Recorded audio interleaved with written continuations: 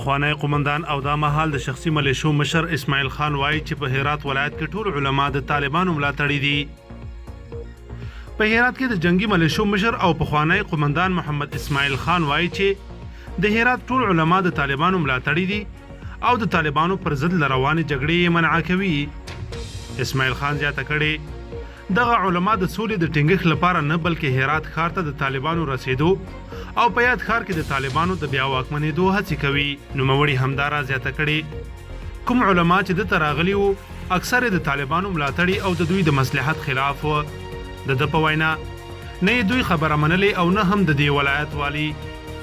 په همدې مهال یو شمېر نورو هراتیانو بیا رسنیو ته ویلي چې هرات ښار ته د طالبانو پر رسیدو سره د دوی د جماعت مولا امامان هم د طالبانو سره یو ځای شوي او بیرته د حکومت خلاف جګړه پیل کړې.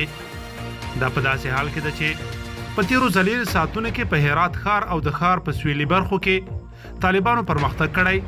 د کمانډو ځواکونو پر راتګ هم وضعیت تغییر نه دی کړی او هر غړی طالبان پرمختګ او حکومتي ځواکونه شاتګ کوي.